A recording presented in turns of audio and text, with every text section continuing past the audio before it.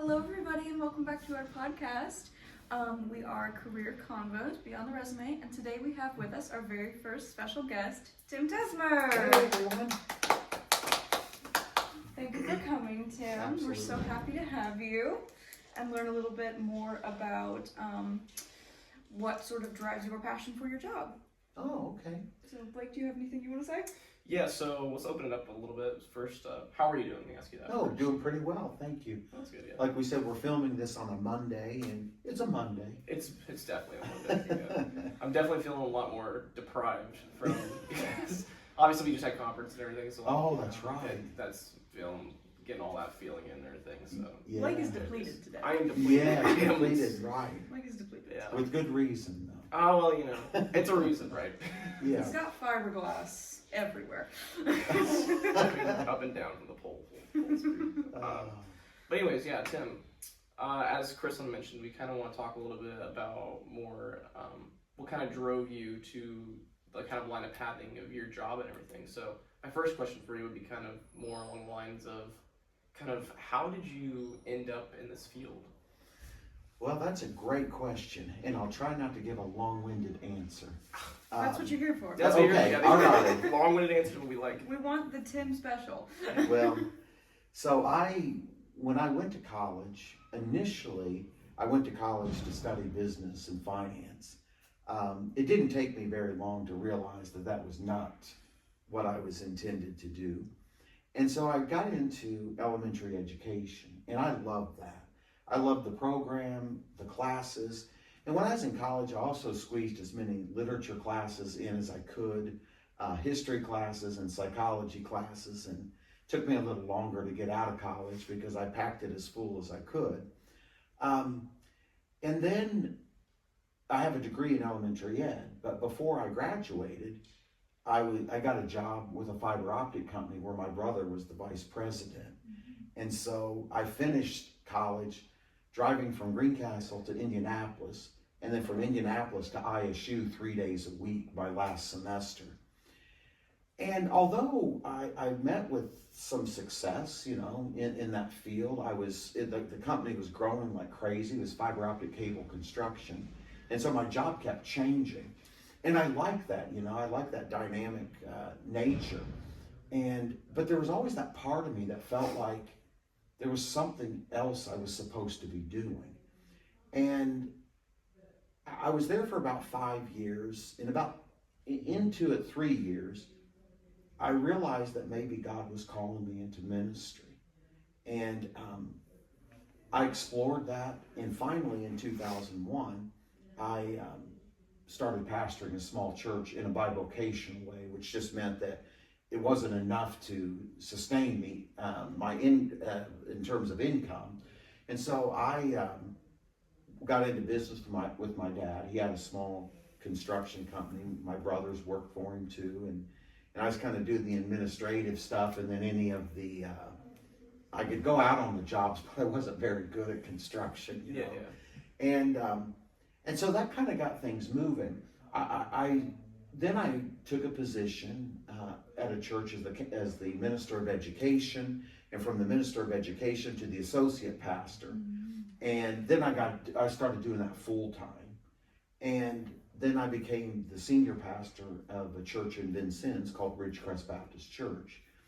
And then the only problem with Vincennes was that my wife did not like living in Vincennes. And it's nothing against the city, but she had not only never lived outside of Greencastle the first 39 years of her life, she'd never lived off the property that we lived on, because we built a house in her horse pasture. Oh, wow. And her parents own an apartment complex on the other end of their property, and we lived in one of those when we got married. So she'd never lived off the property, and then we packed up and moved to Vincennes, which was only a couple hours away. But for about 5 years of the 5 years we were there, she's like, I want to move back, because the house we had built, we just rented out. We didn't sell it. I mean, we thought we'd come back one day. And so finally she just put her foot down and said, we're giving the renters notice. We're moving back to Greencastle. And I said, well, what am I supposed to do? And she said, I don't know, figure it out.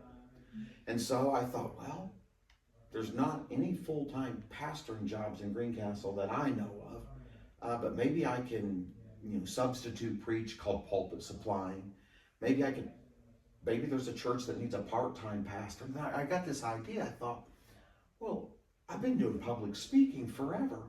Why don't I see if because I have a master's in, it's actually a master's of arts in religion, but the focus was on theology.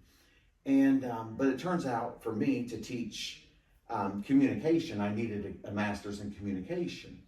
So I started filling in for a church. I was substitute teaching and then driving to Terre Haute 3 nights a week for graduate classes, or maybe it's 2 nights a week.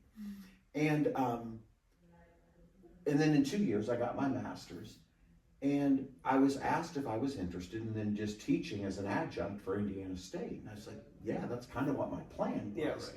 And so I started teaching 4 classes for them. And the next summer, a friend of mine was teaching at Indiana State and here at St. Mary of the Woods. And he said, hey, they're looking for more adjuncts. Can I give them your name? And I was like, sure. And so he gave the department chair at the time my name, and I came and met with her and talked with her and stuff. And she said, so you've got a master's in theology, huh? And I said, yeah.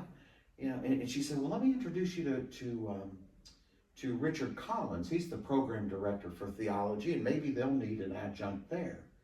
And sure enough, Richard said, yeah, the guy that's been teaching for us as an adjunct is moving on to other things. And so next semester, I need somebody to teach 3 classes. I was like, okay, I'll do that. I mean, I'm not Catholic, I'm a Protestant. And Richard and I talked a lot about those things and ironed things out so that, he was comfortable with the direction we were going. And Richard turned out to be one of the best friends I had here on campus. And you had a Catholic and a Protestant who became really good friends. And in the spring, I knew I'd get there if I went through the seasons. The spring of 2022, the campus minister had left in December, so leading into the spring of 2022. And the VP of Student Affairs was Amy Jansen Robinson, and she reached out to me to see if I was interested in serving as an interim. And I just said, Amy, I'm teaching 7 classes, 4 at ISU, 3 here. I just don't have the time. I said, but what I'm willing to do is just help on certain specific things. And she said, well, would you be willing to chaperone the spring break trip? I said, I'll do it. I've never done it, but I'll do it. If somebody else can plan it, and then just let me know what I need to do, then I'll go. Well, it just didn't happen. Nothing against Amy or anything. It's just nothing came together. But they'd already given me a stipend for doing that. And so I went to Amy and I just said, I just can't take money for not doing what I was paid to do. And it wasn't like they were saying, hey, you've got to pay that back or anything. Yeah, right. But I said, why don't I just come in 2 days a week for 2 hours and just have open office hours? And I really didn't think anything would come of it, but that's what I did. And so I'd come on Tuesdays and Thursdays, I think from 10 to 12 or something like that. And, or maybe 11 to 1, I don't remember exactly. And the first time I did that, and it was advertised, that I would be there. One person came in. It was my niece. And but then slowly students started to come in and chat. And Amy came to me again and she said, are you interested in maybe becoming the campus minister? And I said, well, I've got two issues that I see right off the bat. Number one, I'm not Catholic. I'm a Christian pastor, but I'm not Catholic. And number two, in 2022, I was 51 years old, which is quite a ways away from your guys' age. Sure, yeah. And Amy said, we're aware of that, and Janet's aware of that, and Dottie, who was the president at the time, is aware of that. And I said, oh, okay, but I don't want to be a stumbling block. I don't want parents to say, why do you have a campus minister who's not a Catholic? Yeah, Alumni, the board of trustees, even faculty. And I was assured every step of the way that those things wouldn't be a problem. And so finally I said, okay, I'll see what God does. I mean, I don't want to close a door that maybe God is opening. And so I filled out the whatever it was you had to fill out to apply for the position. and I was interviewed for the position, and I gave them every reason in the world not to hire me. Yeah, right. You know, I was like, listen, if you find a Catholic person who's, you know, ideal, I said, you're not obligated to me in any way. I had no problem pastoring my little church, which we did, a group of us at the end of 17, teaching at Indiana State, teaching at St. Mary of the Woods. I said, I'm fine with that. And it was probably about middle of July when Janet, Dr. Clark, called me and she said, Tim, I hope you're still interested in the campus ministry position, because we want to offer it to you. And that's when I realized, okay, I'm really going to have to step through this door. Yeah, right, yeah. And so I was wondering about, okay, are students really going to come? I knew how they were, you know, in class. Yeah. From the first class I taught, I had students that would stay after class. And I never thought anything about the fact that, you know, some would stay after class and just talk to me about things going on in their lives, or, you know, we had talked about something in class that reminded them of something in their lives and wondered if I could talk. I never put two and two together that there was something, I guess, about my personality, and maybe it's because I'm a pastor, where they felt comfortable talking. Maybe it was a father figure, something like that. Well, on August, I think I was started right around August the 1st of 2022. And my wife came with me to move stuff into the office. And again, I was wondering, are students going to stop by? And we came in the south entrance to LaFayette, the lower level, you know, this side of LaFayette, there's two entrances. And we came in the south entrance, and I came around the corner, and there were students who were there early for RA, who were down at the north entrance. And one of them came around the corner and said, it's Tim. And then she turned around and said, hey guys, it's Tim.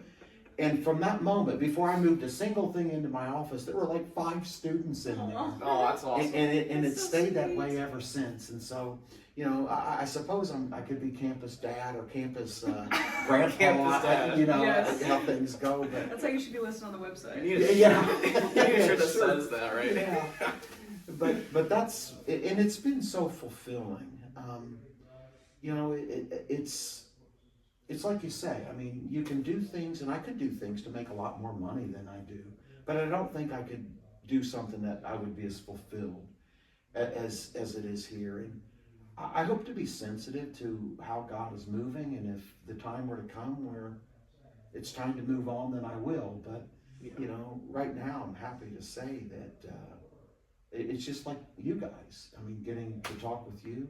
And Blake, I've not had you as a student. No, yeah. But I've gotten to know you. Yeah, Crystalline yeah. I've had. And you've called me many names. And I've called you, I called you multiple names. Other people's names. Yeah, yes. Nothing bad, nothing I bad. found my way Just- back to I Crystalline look like everyone.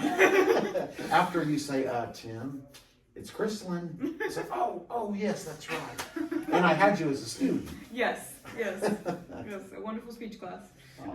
Well, let me first just say this, Tim, that whether you're Catholic or not, I can definitely see that God is working through you. And I want to say that it's an absolute privilege and honor that I've had you as a campus minister and be able to have conversations with you and stuff like that. We've had a few here and there. Yeah. Obviously, they weren't like anything too crazy or whatever. Right. But, you know, it's been absolutely, and I think I can speak for everybody here on campus, that it's an absolute joy to be around you and everything. So Thank you for that. Everyone loves you so much, and you can just see when people need someone to talk to, they head to your office. Oh, 100%, yeah. There's been so many times where people have just come up to me and been like, you know, I don't know what it is about that Tim guy, but you know, he just knows what to say.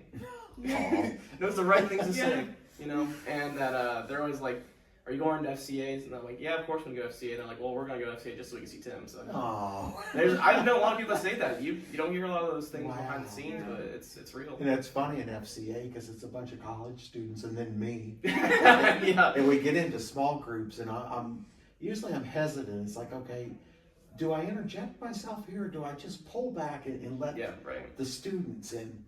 Last week, there was a group with all female students, and they said, come on, Tim, you're one of the girls. I don't know if that was a compliment or not. It's a compliment. Well, you know, I take it as a compliment, right? It's a compliment. That's awesome, though. Absolutely. Yeah, As a girl, it's a compliment. Thank you, Kristen. Yeah. So I was curious about, you said you started out at a fiber optics company. Mm-hmm. What did you like, and then you felt this calling. Mm-hmm. What did that feel like? Or was there a moment where it really clicked for you? It was just, I suppose it was a sensation. I mean, it was something within me that thought, because it was fiber optic cable construction, and the thing I never picked up at there was fiber optic cable construction, because I was just riveting. Yes. Oh yeah, right. And my brother, who, he knows the ins and outs. I mean, he is a literal expert in all things fiber optic. But my brain doesn't work in that way. And I was in the office that they called me, my title was administrator because I did so many different things. And while, I was successful in the things that I did, and I very much enjoyed the people I worked with and worked for, it was just something within me that said there's something else. And I tried to, what I wanted to do was to be sensitive then to how God was working. When do I pull the trigger? And being patient, it was the timing was right. When I did leave and I got into business with my dad and my brothers, and then pastoring part-time as well. And, and it wasn't that, there weren't some tough times, but it was, to me, pastoring brought me fulfillment. And construction, which is what my dad owned, it was like the fiber optic business too. The actual construction part was not my area of expertise. Even though I technically owned the company, we kind of combined my dad's little business with mine. And so on paper, I was the owner, but in practical terms, he was the brains behind everything. But we were doing a job for Dixie Chopper that makes the Dixie Chopper lawnmowers. We were building a break room and stuff and offices for them. And our point of contact, he came in one morning and I was the only one there. And he said, "Is your dad here?" And I said, "No, not yet." And he said, "Is Art here?" Art worked for my dad as well. And I said, "No, they'll be here shortly." And he said, "All right, I'll come back." I said, "Well, hold on, I'm here." He said, "Yeah, but do you know anything about plumbing?" I said, "No." He said, "I'll come back and talk to your dad." so that was sort of the encapsulation of the business there. It was, but I loved working with my dad, and for a short time, my brothers, and they moved on to bigger and better things into fiber optic, and now my family, my brothers and my sisters, the owner, have a fiber optic cable construction company themselves, and I still don't know anything about it.